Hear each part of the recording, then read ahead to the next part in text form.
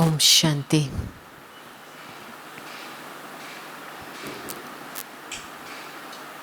भट्ठी का लक्ष्य क्या होता है?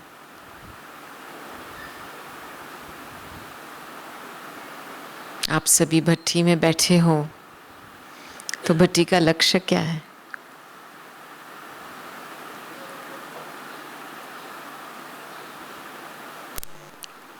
बिना लक्ष्य के तो नहीं बैठे हो ना? बैठे हो क्योंकि जब तक कई बात में हमारे भाव, इंटेंशन या लक्ष्य क्लियर नहीं होता है तब तक वो कनेक्शन भी जुड़ता नहीं है और ज्वालामुख योग भी नहीं होता है।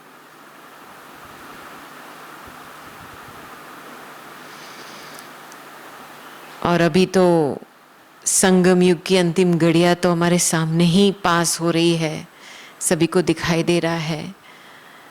और कल जब भी हम अव्यक्त बाबा की मुरली पढ़ रहे थे तो ऐसे लग रहा था कि बस यही हमको टाइम मिला है बंधन मुक्त होने के लिए। रियली बंधन मुक्त, दिल से फ्री। दिल की फ्रीडम माना क्या? कोई भी जरा सा भी रिएक्शन दिल में या मन में उत्पन्न ना हो। थोड़ा सा भी रिएक्शन चालू होता है माना आपका मन आपके हाथ में नहीं है। और मैं कहती हूँ जब भी हम अपने आप को चेक करते हैं तो मैं सबसे बड़ी बीमारी अपनापन की बीमारी है। और वो हद की चीजों में हम समझते हैं हम बाबा के पास आ गए हैं, बाबा को जीवन दे दिया है, समर्पित रूप में सेवा कर रहे हैं, लेकिन अंदर रिएक्शन क्यों चल रहा है? सूक्ष्म में अपनापन रहा गया है। मन, तन, धन। देखो, मन किसी में थोड़ा सा भी मोह लग गया, किसी के प्रति स्पेशल फीलिंग्स है, वो अपनापन की फीलिंग है जो रियल नहीं है, स्पिरिचुअल नहीं है, तो आप दूसरे व्यक्ति के अगेंस्ट जाएंगे। अपनापन माना रियल स्पिरिचुअल अपनापन, सर्व के साथ अपनापन। इसको कहेंगे समानता भाव सभी के साथ। ये भी मेरा है, ये भी मेरी है, ये भी मेरा है, कोई एक के साथ स्पेशल नहीं। वो सूक्ष्म अपने दिल और मन को बांध लेता है। फिर इसका रिजल्ट क्या निकलता है, नतीजा क्या होता है कि जब भी हम एक के प्रति हम दिल डालते हैं तो दूसरों के प्रति दिल उठता है। ये कर्म फिलॉसफी है। फिर आप चाहे ना चाहो आप किसी का नुक्स देंगे, अच्छा नहीं लगेगा किसी के साथ। माना सूक्ष्म में मन या दिल किसी को दे दिया है आपने, टू मच, थोड़ा ज्यादा दे दिया है। फिर तन की बात, ये जो शरीर है हमारा, इतनी बड़ी गृहस्थी है ये शरीर। आप देखो सारा टाइम इसको खिलाते हो, पिलाते हो, कपड़े नहाने स्नान करने के लिए लेके जाते हो, इसको कपड़े पहनाते हो। हर साल कितनी चीजें चाहिए इस गृहस्थी के लिए। और फिर जब हम सेवा के फील्ड पे आते हैं तो वो और ही गृहस्थी बनने के चांसेस बढ़ते हैं। चलो मुझे कोई जगह चाहिए, ऑफिस चाहिए, कंप्यूटर चाहिए, ये चाहिए, वगैरह चाहिए, वो भी और बड़ी गृहस्थी बना रहे हैं हम। तो आप चाहे या ना चाहो, जितनी आपकी गृहस्थी बढ़ेंगी ना, उतना आपका अपनापन, मेरापन तो बाबा शब्द यूज करते हैं, लेकिन ये जो हद का अपनापन होता है वो बढ़ेंगी। मैं आपको एग्जाम्पल देती हूं। आप यहां पे इस सोफे पे बैठे हो, ठीक है, या कुर्सी पे बैठे हो और आपने जगह चुन करके बैठे हैं। आप 1-2 घंटा आपको हुआ यहां बैठने से, अभी यहां से आप उठ करके बाथरूम जाएंगे और कोई और व्यक्ति आपके जगह में आके बैठ जाएगा, फिर आप वापसी बाथरूम से आएंगे तो आपका क्या सोच चलेगा? क्या सोच चलेगा? मेरे सीट पे कोई बैठ गया ना। अरे 1 घंटे बैठे, 1 घंटे में आपकी सीट हो गई क्या? ये थोड़ा सोचने की बात है, ये बहुत नेचुरल है। जहां पे तन कंफर्टेबल हो जाता है ना, वहां पे चाहे ना चाहो अपनापन की फीलिंग आ ही जाती है। फिर आप अंदर आकर के थोड़ा मन को हलचल, मेरी सीट पे कौन बैठ गया, अरे मैं कहां बैठूंगा अभी। सीट के पीछे और फिर धन।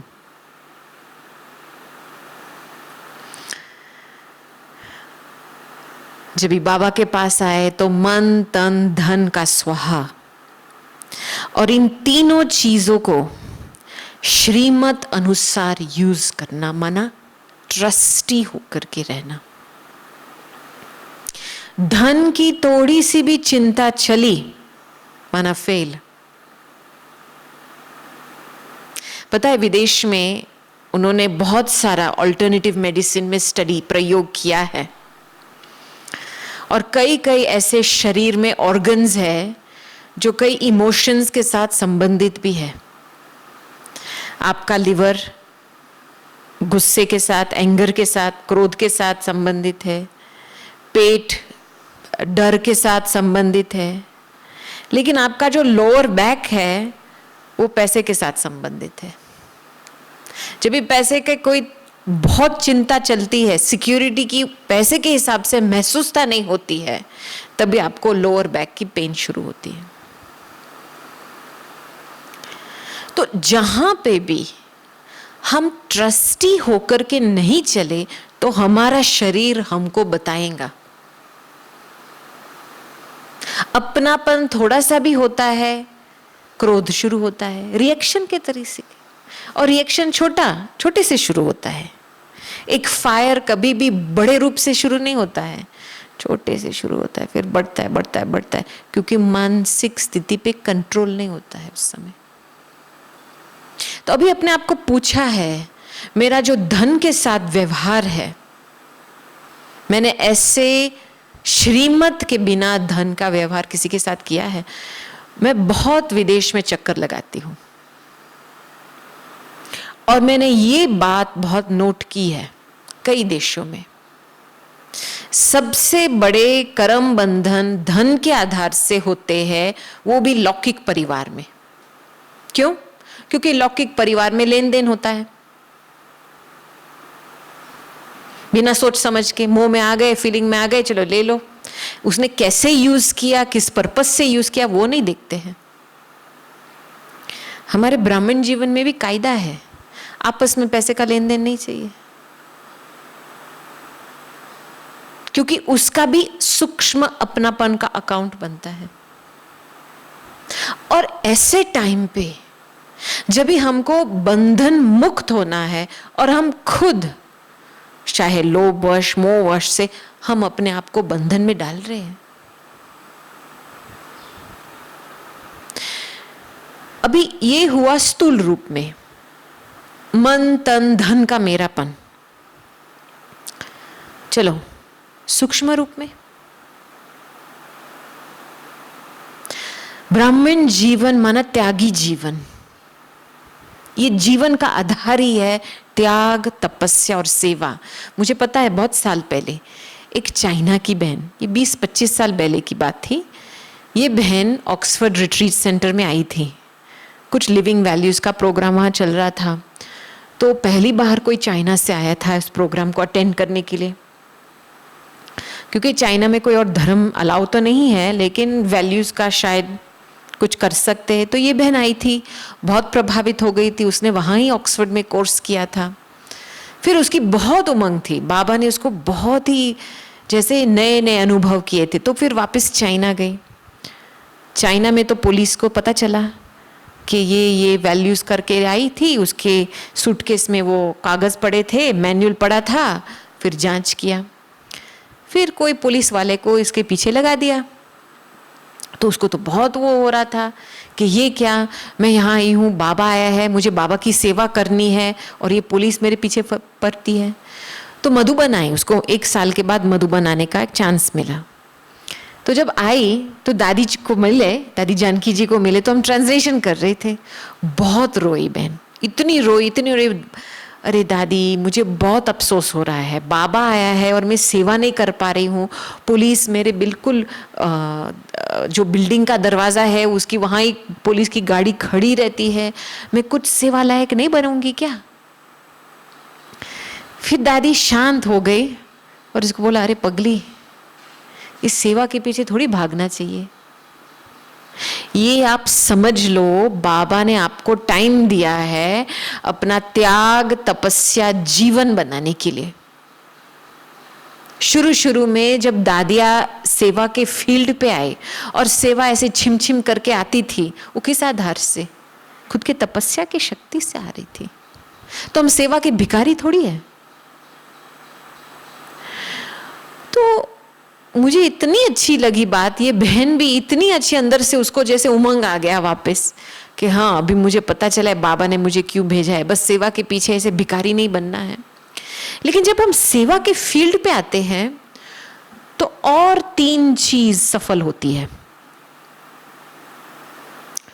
मन, वाणी, संकल्प, मन, वाणी, कर्म।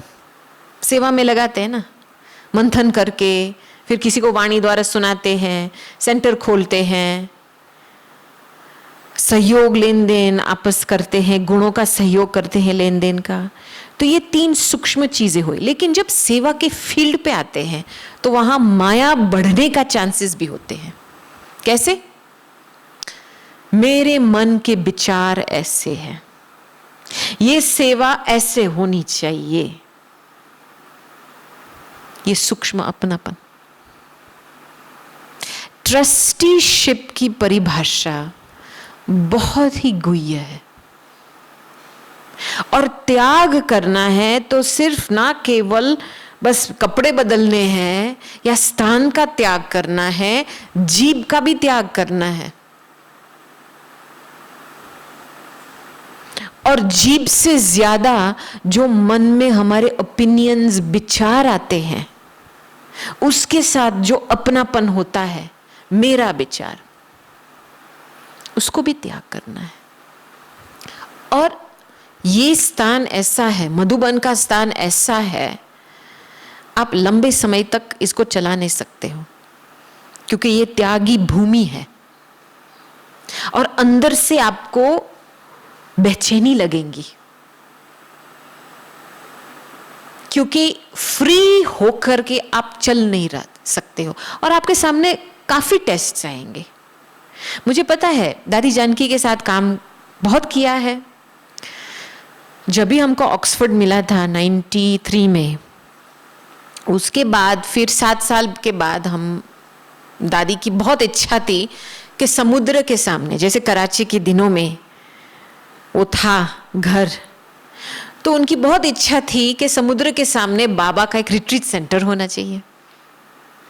अरे एक तो ये ऑक्सफोर्ड, इतना बड़ा हाथी को उठाने के लिए इतनी मेहनत लगी, बहुत मेहनत लगी। विदेश में तो कुछ पाए पैसे फ्री नहीं मिलते हैं, लेबर भी नहीं मिलते हैं, आप ही पूजिए, आप ही पुजारी, सब कुछ आपको ही करना पड़ता है। फिर दादी का ये विजन था, तो दादी ने कई बड़ी बहनों को संगठन रूप में आकर के बताया। तो ज्यादातर दादी को रिएक्शन मिला, नहीं अभी नहीं कर सकते हैं, कुछ नहीं कर सकते, ये नहीं, इनफ है ये। दादी चुप हो गई, बस इस टॉपिक को छेड़ा नहीं। फिर 3 मास के बाद रतन भाई को एक घर मिला, जहां पे वर्दिंग है, समुद्र के बाद बिल्कुल कोस्ट लाइन पे है ये शहर, वर्दिंग है। और एक बिल्डिंग मिली और उसके साथ एक दूसरी बिल्डिंग, दोनों आपस में मिली, समझो 15 का अकोमोडेशन का। तो वो लेके आया दादी को। तो दादी ने बोला ठीक है, बहनों के साथ बैठे। तो जैसे वो खोला चैप्टर, तो आधा 50% मानने को तैयार थे। फिर धीरे धीरे और 2-3 मास के बाद तीसरा बिल्डिंग मिला बाजू वाला, तो और अकोमोडेशन बढ़ गया, तो और हमको अच्छी प्राइस में मिल रहा था। फिर 70% बहनों ने मान गए। धीरे धीरे धीरे ऐसा चला और फिर हमारे हाथ में आ गया। तो एक बारी क्या हुआ, मैं दादी के पास बैठी थी, तो मैंने दादी को बोला, दादी हम जब, और मेरा सेवा का प्रोजेक्ट अलग था, कुछ अलग फील्ड में था हमारा, तो मैंने बोला दादी हम जब विचार डालते और कोई स्वीकार नहीं करता है तो क्या करना चाहिए उस समय? तो दादी ने बोला, अरे आप देख नहीं रहे हो, दादी का ये विचार था, किसी ने पहले गो में माना नहीं। तो दादी ने शांत होकर के ड्रामा को दे दिया कि ये विचार सही है तो ड्रामा अनुसार होगा, ये ड्रामा में है बात तो होगा। दादी बिल्कुल अपने आप को डिटैच करके रखी। दादी को भी सुनना पड़ता है ना, आप लोगों का सुनना पड़ता है ना, आप लोग जब मना करते हो दादी को। लेकिन वास्तविकता क्या है, रियलिटी क्या है कि जो ये ड्रामा में नूंद है तो होगा, बस पेशेंट रहने की जरूरत है। वेट एंड सी। इसमें बहुत ही मीठापन का अनुभव पैदा होता है, पता है। लेकिन हम क्या करते हैं, जब अपनापन होता है संकल्प में तो हम इसको जोर करके लगाते हैं, नहीं यही होना चाहिए, ये पॉलिटिशियन बन जाते हैं।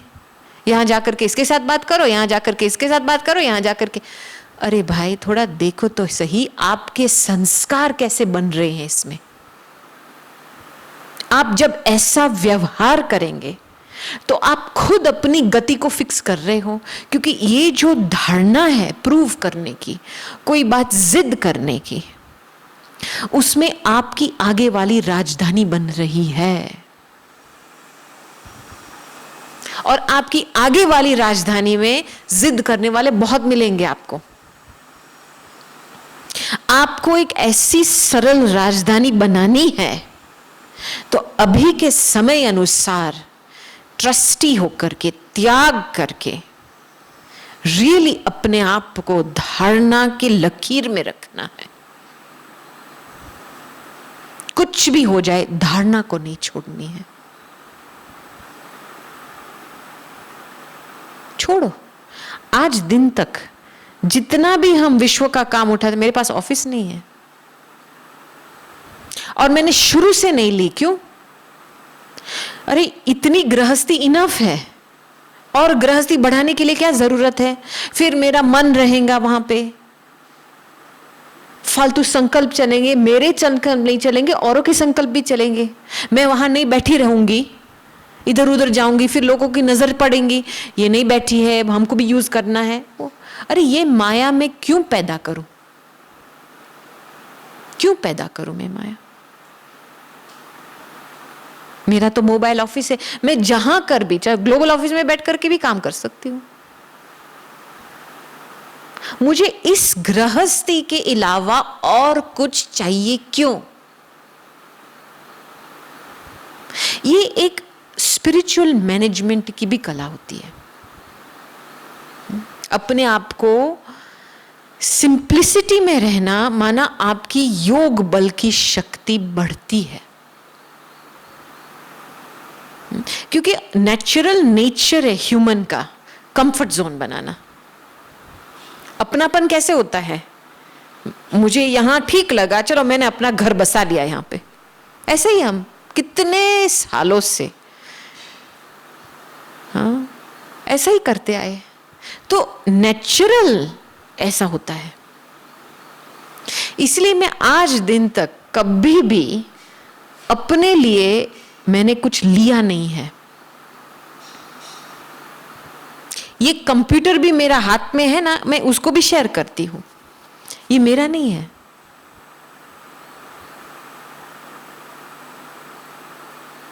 तो ये एक अपने आप को समझ के आधार से चलाना, ताकि आप रियल ट्रस्टी रहो, रियल अंदर में स्पिरिचुअलिटी की लाइट पैदा हो।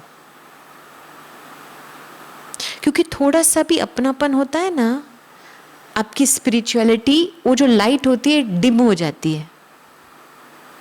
ये नेचुरल है। जितनी त्यागी जीवन होती है उतनी आपकी लाइट की तेजी बढ़ती है।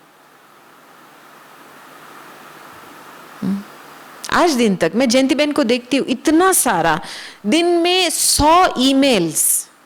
उसके पास ऑफिस नहीं है, ऑफिस का त्याग कर दिया। ऑफिस दी थी उसको डायमंड हाउस में, अच्छी वाली, कभी भी बैठी नहीं थी। नहीं, बस मेरा कमरा है, यहाँ पे साइड पे सोफा है, मैं वहां बैठ के काम करूंगी। फोन से काम लेती है,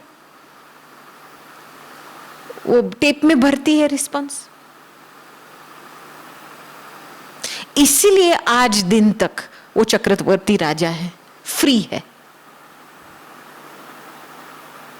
तो आपको बेहद की सेवा में यूजफुल रहना है, अपने आप को फ्री रखना है। और ये जो सेवा के विस्तार में जो मन वाणी कर्म है, जब भी हम वो यूज करते हैं सेवा के फील्ड पे, अपनापन आते हैं, उसका बहुत कंट्रोल होना चाहिए। तीनों चीज का बैलेंस होना चाहिए। क्योंकि जब हम बैलेंस के बाहर जाते हैं तभी सेवा में अभिमान सेवा का नाम लेकर के अपना काम करता है, और वो जो आनंदमय अतीन्द्रिय सुख का अनुभव होना चाहिए वो नहीं होता है। राइट? चलो कुछ सेवा आ गई, मन ज्यादा, विचार ज्यादा चला उसके प्रति, मेरा विचार ये होना चाहिए, ठीक है। वाणी में ज्यादा आ गए, वाचा की सेवा ज्यादा की, उसका भी वो अपनापन आता है, मुझे बस इसके बिना चल, मैं क्लास करूंगी फिर मेरी स्थिति अच्छी रहेगी।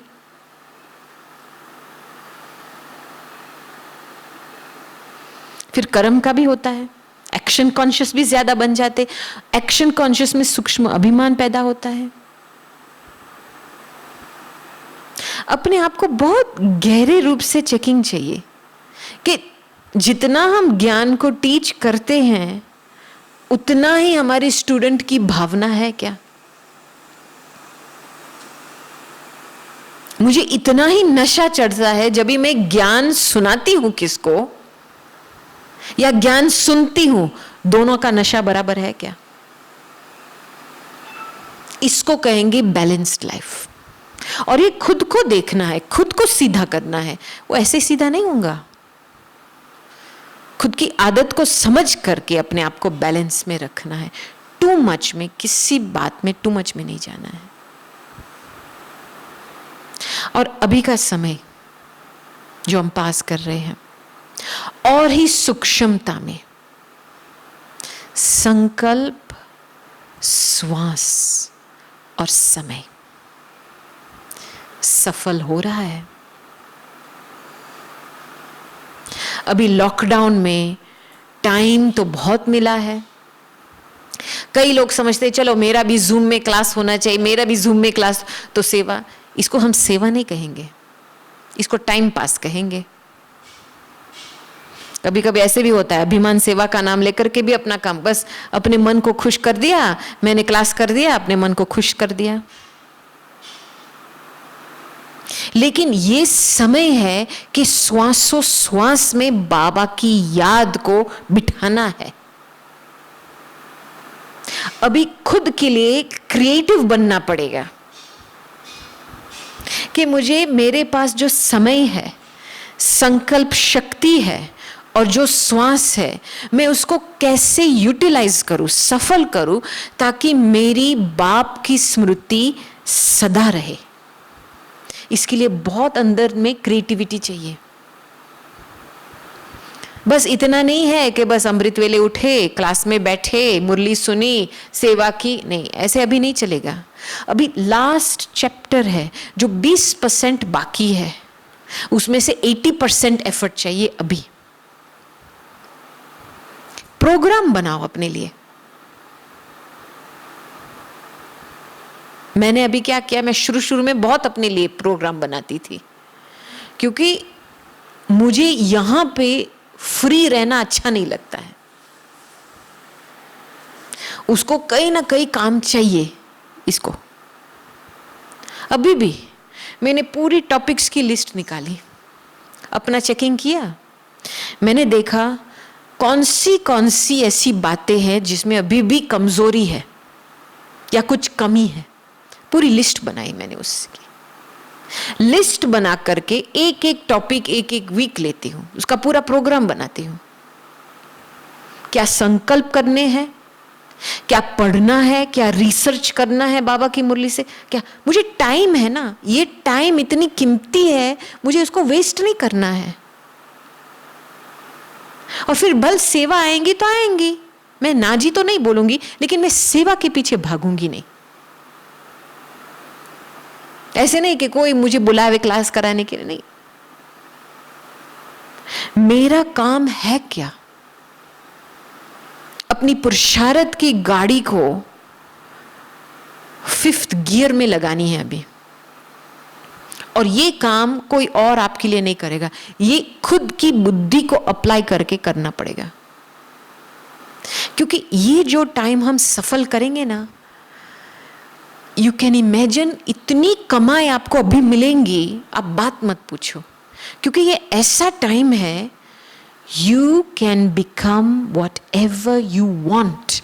आप जो भी चाहेंगे आप सो बनेंगे। ये ऐसा टाइम है, अभी आपका पूरा चक्र का नतीजा अभी फिक्स हो रहा है। तो मैंने अपने आप को ऐसे वैसे चलाया, अपने पुराने संस्कारों के आधार से चलाया, तो मेरा रिजल्ट ऐसे ही फिक्स हो रहा है। मैं खुद अपना रिजल्ट फिक्स कर रही हूं।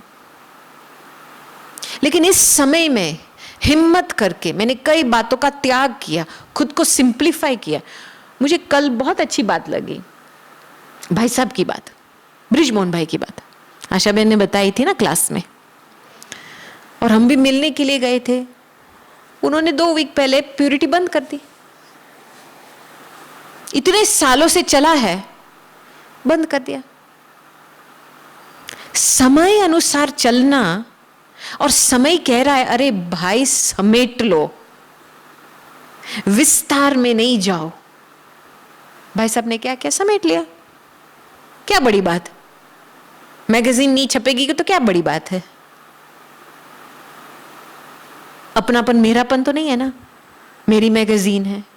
समय अनुसार चलना, ये दादी की सबसे बड़ी खूबी थी। इसीलिए दादी की बेस्ट फ्रेंड ड्रामा थी। कई ऐसे एग्जाम्पल्स है मेरे में, जो हम दादी को ट्रैवलिंग लेके जाते थे, और दादी को अचानक एयरपोर्ट जाने के समय प्रेरणा मिली, चलो हॉस्पिटल में जाए, इस बंदे को मिले। और हम बोल रहे थे दादी टाइम नहीं है, एयरपोर्ट पहुंचना है, नहीं जाना है। क्योंकि ये जो भावना रहती थी किसका उद्धार करना है, वो भावना से जाती थी। और सचमुच सीधा जैसे एयरपोर्ट पर पहुंचते थे, फास्ट ट्रैक होकर के वही प्लेन पे पहले चढ़ती थी या प्लेन आधा घंटा डिले हो जाती थी। लेकिन कभी ऐसा नहीं हुआ है कि दादी प्लेन पे नहीं चढ़ी है। तो अंदर में क्या है, अपनी तपस्या के लिए भावना पैदा करनी है, विश्व की आत्माओं के लिए, उद्धार के लिए एक भावना पैदा। भावना एक बहुत पावरफुल एनर्जी है।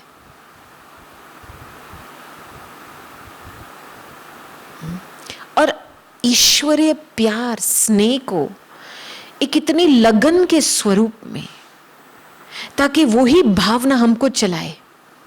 और उस आधार से, क्योंकि भावना नेचुरल चीज है, भावना के पीछे दिमाग नहीं चलाना होता है। लेकिन जो हमारी पुरानी संस्कारों के साथ जो अपनापन है, या गृहस्थ के हिसाब से मेरा जो अपनापन है, वही हमारी भावना को डाइल्यूट कर देती है। फिर हमारी सेवा काम चलाओ सेवा, उसमें कमाई नहीं जमा होती है, क्योंकि ये कर्म का लॉ है। जिस भावना से आप कुछ काम करेंगे, वही रिजल्ट आपको मिलने वाला है। अपनी धारणा को छोड़ करके सेवा को पीछे भागे, वो जमा नहीं होता है। तो भावना को शुद्ध रखना, स्वच्छ बनाना, ये अभी हमारा टाइम है। अपने आप को जैसे कहते हैं ना, वो क्या कहेंगे,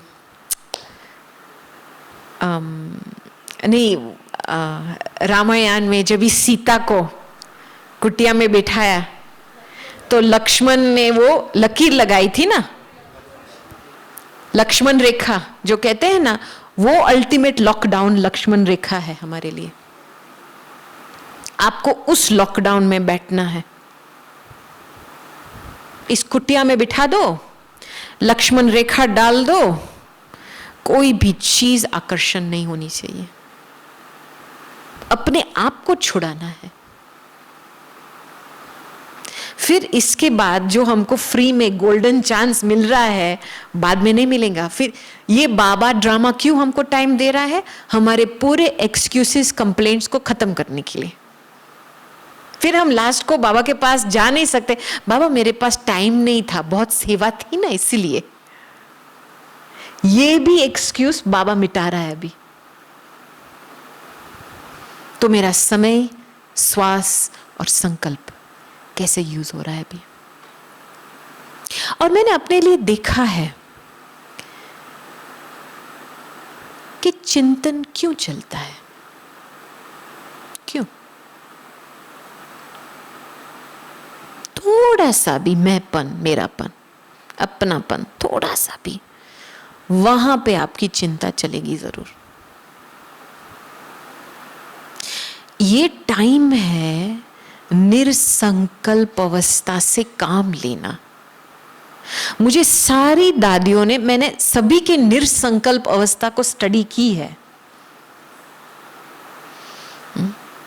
एक बारी क्या हुआ, मैंने बड़ी दादी को पूछा प्रश्न।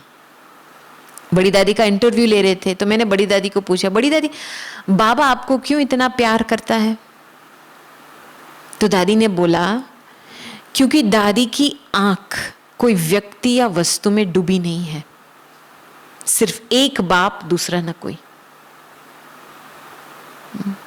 इसलिए दादी बहुत लाइट रहती थी। कभी कोई तीसरा व्यक्ति उसको और बाप के बीच में आए नहीं है। और बाबा ने भी कई बारी बताया है मैसेजेस द्वारा कि सूक्ष्म वतन में एक लाइट की एक घेराव है दादी के ऊपर। इसलिए दादी जी इतनी डबल लाइट रही, इतना सारा बड़ा कारोबार संभालने के। फिर मैंने गुलजार दादी को प्रश्न पूछा, दादी बाबा आपको क्यों इतना प्यार करता है? तो दादी ने ये बोला, क्योंकि बाबा मेरे संस्कार में है और बाबा मेरा संसार है। कितनी एक्यूरेट जवाब, सही बात है। तो गुलजार दादी की निर्संकल्प अवस्था बनती है बाबा के कारण। बाबा की रथ है, कभी उसने अपने जीवन के लिए संस्कार रचे नहीं है। एक दफा नीलू बहन हमको बता रही थी, एयरपोर्ट लेके चले दादी को, ट्रैवल करते थे, तो नीलू बहन को बाथरूम में जाना था, तो दादी के पास आसपास ऐसे सूटकेसेस रखे और दादी को बोला, दादी यहाँ से नहीं हिलना है, ठीक है? क्योंकि एयरपोर्ट में काफ़ी अनाउंसमेंट होते हैं कि आप सामान सहित रहो, सामान को छोड़ के नहीं जाना है। तो वही डायरेक्शन दिया दादी को। जाती है बाथरूम में, 5-7 मिनट के बाद वापस आती है, देखती है सामान है, दादी नहीं है वहाँ पे। तो इधर उधर देखा तो ऐसे 20 फुट आगे वो जो बोर्ड रहता है जिसमें डिपार्चर्स का रहता है, वो वहां दादी खड़ी थी और कोई बहन थी, माता थी उसके पास। तो नीलू जल्दी वहां जाकर के दादी को छुड़ाया, माना बहन को। दादी कुछ बता रही थी, ये डिपार्चर, ये है लिस्ट, वो है, यहाँ जाओ, ये देखो, दादी उसको बता रही थी। तो फिर उसको दादी को वापस लेके आई। तो दादी को पूछा, दादी अरे मैंने आपको तो सामान के साथ छोड़ा, तो आप सामान छोड़ के क्यों चले गए? मैंने आपको डायरेक्शन दिया सामान की प्रोटेक्शन करने। नहीं नहीं, वो बहन आई थी, बेचारी बहुत परेशान लग रही थी, उसको पता ही नहीं था कहाँ जाना था फ्लाइट लेने के लिए, तो मैं उसको वहाँ लेके गई। मैंने बोला इस बोर्ड पे आप पढ़ो। माना इनके संस्कार गृहस्थ के संस्कार है ही नहीं कि ये मेरा सामान है, मुझे इसकी देखभाल करनी है। क्योंकि उसके संसार और संस्कार में बाप ही है, बाप ही है, माना आत्माओं है, आत्माओं का उद्धार की भावना है। इतना तक दादी ने त्याग किया है, खुद की शरीर के संभाल के लिए भी संस्कार को त्याग किया है, रथ बनने के लिए। ये बहुत बड़ी बात है। फिर मैंने दादी जानकी को प्रश्न पूछा, बाबा आपको क्यों इतना प्यार करता है? तो दादी ने क्या जवाब दिया होगा?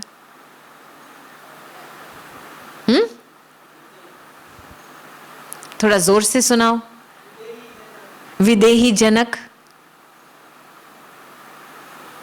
और क्या? ये तो आम जवाब हो गया, दादी बहुत प्यार करती है इसलिए बाबा प्यार करता है। हाँ,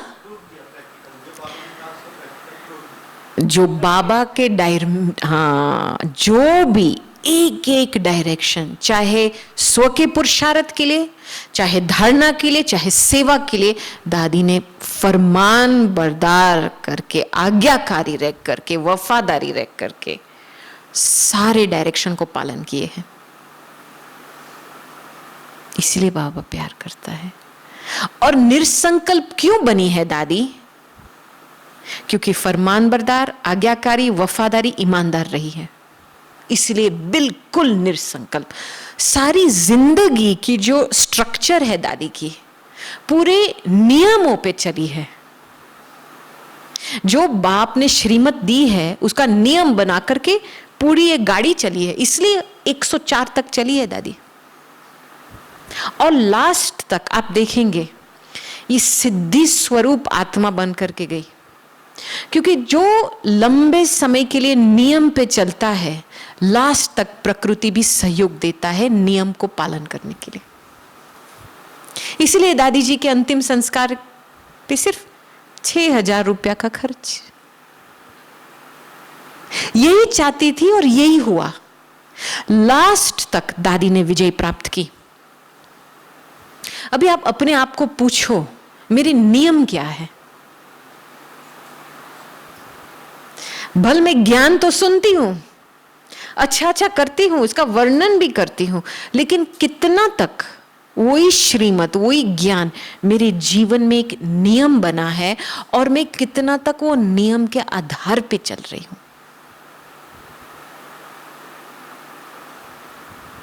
क्योंकि सिद्धि इस बात में प्राप्त होगी, प्रकृति इस बात में ही आपको सहयोग देंगी।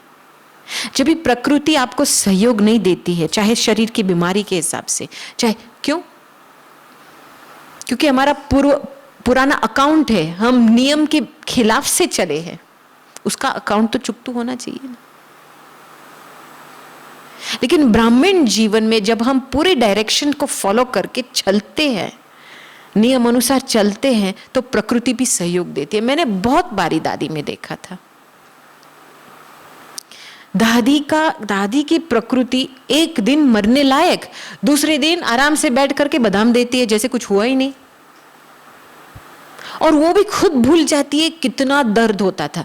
हमने तो दादी ने देखा है, दर्द पीती थी माना जहर पी लेती थी, लेकिन बाबा ले लेता था सब कुछ दादी से। इतना गहरा संबंध था दादी का। तो अभी मैं आपको पूछती हूं, बाबा आपको क्यों इतना प्यार करता है? क्योंकि प्यार की ये निशानी है कि आप निरसंकल्प बन जाओ।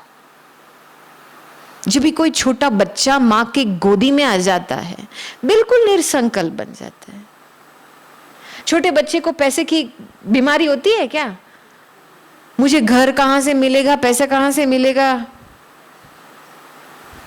बैठने की जगह कहां से मिलेगी, बिस्तर कहां से मिलेगा, मैं कैसे सेवा करूंगा? कुछ भी नहीं। इसको कहेंगे प्योरिटी। और ये प्योरिटी को भी हमारे पास चांस है, टाइम है वापस छोटा बच्चा बनना। जिसमें हिम्मत है वो त्याग करेगा। अभी जैसे भाई साहब ने प्यूरिटी को बंद कर दिया, ऑनलाइन कर दिया, वैसे ही जिसके पास हिम्मत है अभी समेटो, छोड़ो।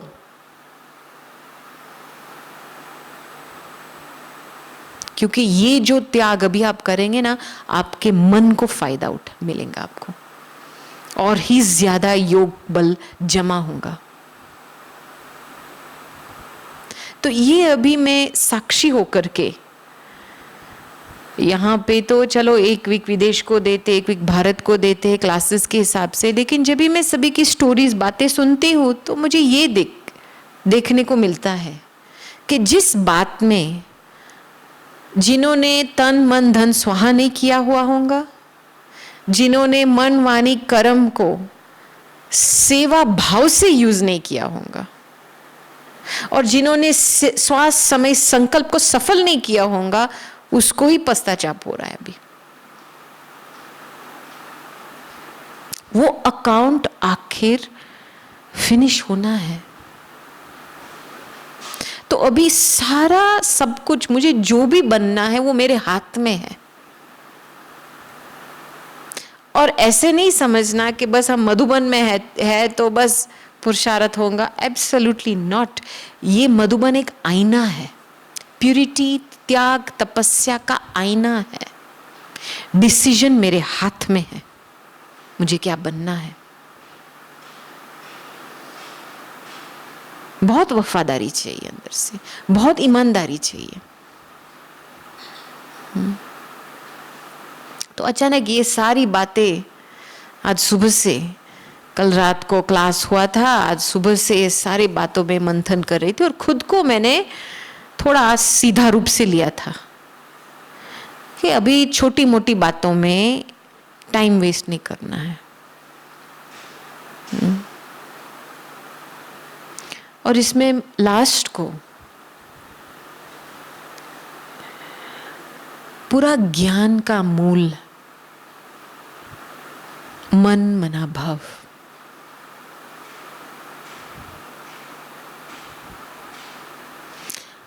मन मना भाव की ऐसी स्थिति होती है लवलीन, केवल प्यार भरी भावनाएं नहीं, लेकिन पूरा विश्वास होता है, निश्चय बुद्धि रहती है। मन मना भाव के पीछे बहुत कुछ है, लेकिन इस अवस्था में रहने के लिए और सदा के लिए रहने के लिए, मुझे ये बृजमोहन भाई की बात बहुत अच्छी लगी थी, क्योंकि मैंने भाई साहब को इंटरव्यू किया था और मैंने पूछा था कि भाई साहब अभी इस हालत में जो आप हॉस्पिटल में बैठे हो, बाबा क्या कर रहा है आपके साथ और आप क्या कर रहे हो बाबा के साथ, मुझे थोड़ी ये अंदर की बातें सुनाओ। तो भाई साहब ने बहुत ऑनेस्ट रूप से बताया कि देखो, हम कहते हैं योग करना है, बाबा कहता है मुझे याद करो, मुझे याद करो, और योग हमारा सदा होना चाहिए, अवस्था सदा होनी चाहिए। तो मैंने अपने को देखा और मैंने देखा कि वो सदा नहीं है अभी। तो मुझे फिर एग्जाम्पल दिया कि डॉक्टर आया इंजेक्शन देने के लिए, तो थोड़ा वो हो गया था। तो फिर डॉक्टर ने बोला, अरे आप बाबा को याद कर रहे हो ना। फिर दूसरा कि डॉक्टर ने उसको बोला, अच्छा आपको अभी चलना है, यहां से यहां चलना है, तो संकोच आया मन में। तो फिर उसने वो शब्द बाबा को याद करो, तो आनंद भाई को बोला, अच्छा एक गीत बजाओ, बाबा का गीत बजाए। बजा करके केवल वो खड़े होकर के पैदल भी नहीं किया, डांस भी किया। तो इसका कहने का भाव क्या है? कहता है मैं जब अपनी शक्ति यूज करूंगा या मैं अपनी कैपेसिटी से कुछ काम करूंगा तो संकोच आएगा, कर सकता हो या नहीं, होगा या नहीं, मैं ठीक होऊंगा ना।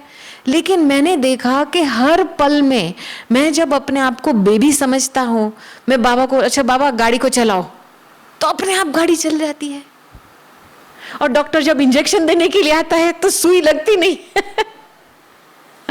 इतनी मीठी मीठी बातें करते रहे भाई साहब, अपनी याद की शक्ति को सदा बना रहा है। मुझे कितना अच्छा लगा। अभी ये टाइम मिला है हमको यही करने का, ताकि हमारी याद की जो अवस्था में डगमग कुछ भी नहीं होना चाहिए। अभी इसके लिए फाउंडेशन तो है आत्म अभिमानी स्थिति। जब भी आत्मिक भाव अंदर से पैदा नहीं होती है, तो चलो भक्ति भावना जो है वो हमको यहां तक चला के लेके आई है। भक्ति भावना से हम ज्ञान भी टच होती है, बुद्धि में ज्ञान की भावना भी पैदा होती है, लेकिन वो जो मानसिक अवस्था जो स्थायी रहने की, उसके लिए आत्मिक भाव का फाउंडेशन चाहिए। इस अभ्यास को बहुत अंडरलाइन करना है। और बाबा ने हमको इतनी अच्छी बातें दी है अंदर की आत्मिक भाव को बढ़ाने के लिए, आत्मिक अवस्था को बढ़ाने के लिए। देखो, पहला जो स्टेज है, मैं आपको 6 स्टेजेस बताती हूं जो बाबा ने स्पष्टीकरण, हर एक स्टेज पे स्पष्ट ज्ञान दिया है, उसका अभ्यास भी दिया है, कब करना भी दिया है। इसको बस अमल में लाने की बात है। और अभी आप इस समय में जितना आप इसके ऊपर ध्यान रखेंगे ना, उतना आप देखो जो भी ज्ञान भरा हुआ है, योग बल शक्ति, वो सब सफल हो जाएगा। आपकी सेवा संकल्प, एक संकल्प के द्वारा काम होगा। अभी मैंने ये ट्रायल करके देखा है। सबसे बेसिक स्टेज ज्ञान में जो हमारी दादियाँ के उदाहरण से ही हम सीखते हैं, बाबा ने बहुत बारी बताया है, साक्षीपन की स्थिति। Very simple. और साक्षी माना क्या? अरे कुछ भी हो जाए, इस बात का टेंशन नहीं लो। हम जब अहमदाबाद एयरपोर्ट में बीच में सफर करने के लिए गए थे, जनवरी फरवरी में, लॉकडाउन से पहले, तो ये बूढ़ी बूढ़ी माताएं व्हीलचेयर मंगाती है, तो भाई लोग सभी जवान होते हैं व्हीलचेयर चलाने वाले। तो एक हम सिक्योरिटी के लाइन पे खड़े थे, तो हमारे बाईपास से एक व्हीलचेयर पैसेंजर थी, माता थी, और उसके पास काफ़ी सारे पोटले थे। व्हीलचेयर के नीचे उसकी पेटी थी, पर्स था, एक पोटला था, ऐसी बातें। तो जब इस सिक्योरिटी की तरफ पहुंचते हैं तो उठना पड़ता है ना, वो फिर अपना टेस्टिंग करते हैं। तो मूंझ रही थी, पर्स कहाँ रखूँ, ये पोटला कहाँ रखूँ, ये बैग का क्या होगा। तो व्हीलचेयर चलाने वाला भाई देखता रह गया और कहता है, अरे माता जी काई को टेंशन लेते हो, मैं बैठा हूं ना। मुझे वो सीन इतनी अच्छी लगी। जब एक बाप का साथ होता है तब काई को टेंशन लेते हो। जब साथीपन का अनुभव नहीं होता है तभी आप ड्रामा के सीन से टेंशन लेंगे या कुछ व्यवहार में टेंशन लेंगे। हमने दादियों के सामने बहुत कुछ देखा है। एक दफा हम बड़ी दादी को वॉकिंग लेने के लिए गए थे, नीचे शांतिवन के वो आसपास में वॉकिंग करती थी। उसके बाद हम आकर के बैठ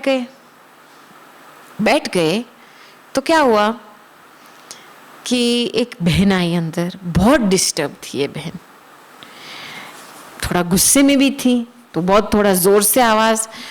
तो दादी जी के सामने बैठ के और मैं साइड पे बैठी थी। मेरे इस सीन में कोई इन्वॉल्वमेंट नहीं था, लेकिन व्यर्थ संकल्प मेरे चल रहे थे। अरे ये बहन को भान नहीं किसके सामने बोल रही है। और दादी का आप चेहरा उस समय देखो, कुछ भी एक्सप्रेशन नहीं, बस ऐसे ही साइलेंस में बैठी थी। फिर उसने अपना 3-4 मिनट 5 मिनट बोलती रही, कितना सारा कुछ बोलते रहे। बस मुझे आपको इतना ही बताना था। अच्छा बता दिया। दादी ने उसको एप्पल दे करके चली गई बहन। मैं तो हैरान हो गई। मैंने बोला दादी आपने उसको समझाने की भी कोशिश नहीं की, कुछ आपने जवाब भी नहीं दिया, आपने बस ऐसे ही एप्पल दे के उसको रवाना कर दिया। तो दादी ने मेरे तरफ देखा, अरे पगली, दादी ने कुछ सुना भी नहीं क्या बोल रही थी। दादी तो बाबा के साथ बैठी थी ताकि उस आत्मा को जो बाबा के प्रति मिलना चाहिए वो मिले। मुझे वो सीन इतनी अच्छी लगी कि आज दिन तक मैं भूली नहीं हुई ये सीन, और मैंने उसको प्रयोग में भी लाई हूँ, क्योंकि हमारा लंदन में तो बहुत सारे जगह पे टॉक्स पे जाना होता है। एक दफ़ा हम साउथ लंदन गए थे, और लंदन के लोग अभी बहुत स्ट्रेस में आ गए हैं, और आपको अपने पब्लिक लेक्चर में कोई ना कोई ऐसा बंदा मिलेगा जो मेंटली डिस्टर्ब है। तो हमारे टॉक में एक भाई आया था, बिल्कुल सामने बैठा था और सारा टाइम नोट्स लेता रहता था। मैंने सोचा भले अच्छा स्टडी कर रहा है। तो लास्ट में क्या हुआ, जब भी प्रश्न उत्तर का टाइम आता है तो मैंने पूछा, अच्छा किसी का कोई प्रश्न है, किसी को कुछ बताना है, रियलाइजेशन है? तो भाई ने हाथ ऊंचा किया, हाथ ऊंचा किया, फिर उसने बोला हाँ मुझे कुछ बोलना है। मैंने बोला भल बोलो। तो उसने बोला कि देखो बहन जी, आपने आपके टॉक में ये शब्द यूज किया, ये राइट नहीं था, ये राइट नहीं था, उसके बदले में ये शब्द यूज करना चाहिए था। ये शब्द यूज किया, ये राइट नहीं था, उसके बदले में ये शब्द यूज करना था। उसके पास पूरी लिस्ट ऐसी थी और ये मुझे बता रहा था कौन से अयथार्थ शब्द बोल मैंने यूज किए थे और उसका करेक्शन कर रहा था। वाह, मैंने तो पहली बार ही ऐसे सुना। तो चलो पहले मिनट में तो आश्चर्य लगता है, तो मैं तो सुनती रही, कुछ हुआ नहीं। दूसरे मिनट में कुछ हुआ नहीं, फिर तीसरा मिनट में, क्योंकि वो और ही बढ़ रहा था, थोड़ा सा मन में रिएक्शन शुरू। उस समय मैंने तुरंत बाबा को आह्वान किया, बाबा आप आ जाओ, इस आत्मा को जो देना है आप दे दो। और इंटरेस्टिंग ये बात है, मैंने उस समय अपनी बुद्धि को इतना पकड़ लिया और बाप की याद में बिठा दिया, बाबा का आह्वान किया, और उसी समय मिड सेंटेंस उसने अपना भाषण बंद कर दिया, मिड सेंटेंस, और फिर बोला अच्छा इनफ बोला है, थैंक यू, आपने मेरी बात सुनी। और मैंने इसको बोला थैंक यू भाई, इतनी मेहनत की आपने, बहुत बहुत थैंक्स। बस काम खत्म। मेरा क्या लेना देना है उसमें? जब आप बाबा का साथ पकड़ेंगे ना, आप मिरेकल्स देखेंगे, बातों में नहीं फंसेंगे। तो साक्षीपन की स्थिति, इसकी प्रैक्टिस कितनी बड़ी है ये देखना है। फिर दूसरी अवस्था है पॉइंट, बिंदु लगाना। सिंपल बात, बिंदु लगाना।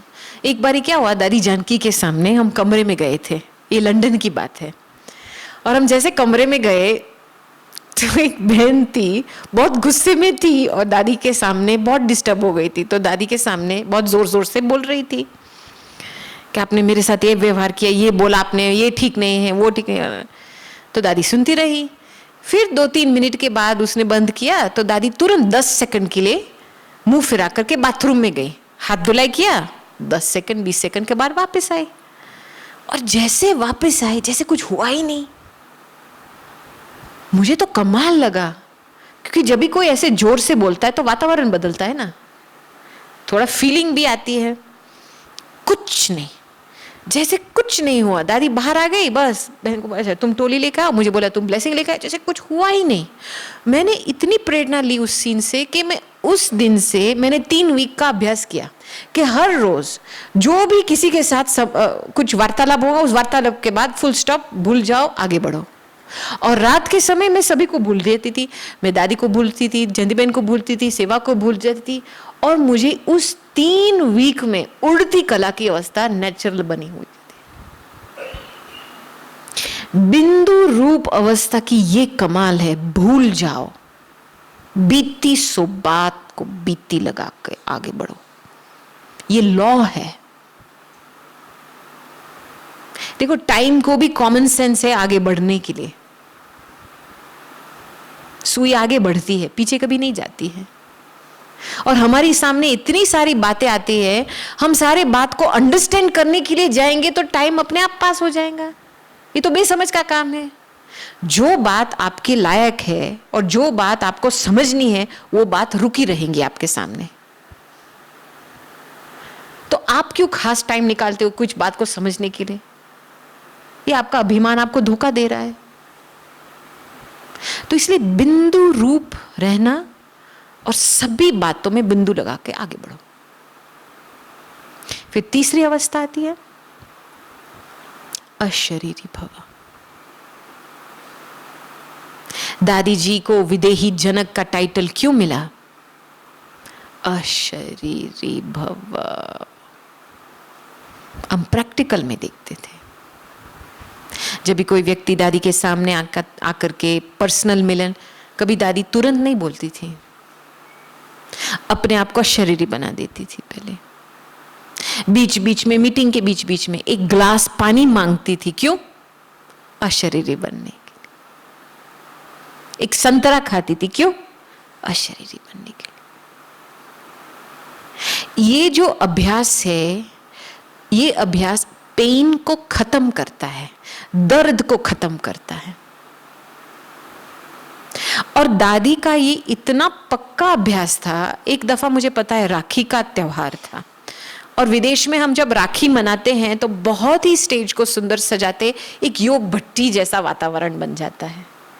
हर एक योग में बैठता है, अपने आप आता है, राखी बांधते हैं, बीच में टोली लेते, ब्लेसिंग लेते, गिफ्ट लेते हैं।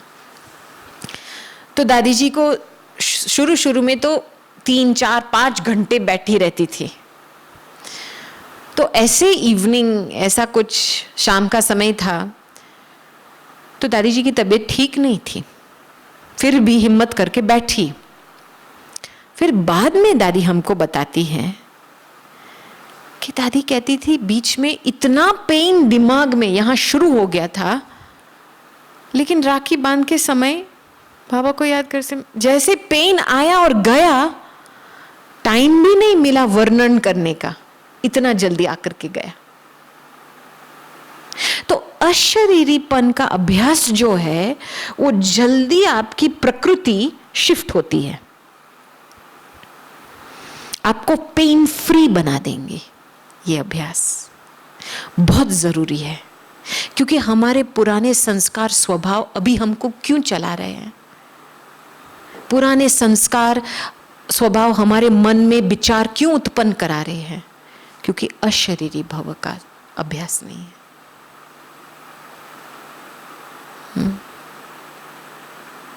सिंपल बात है ये।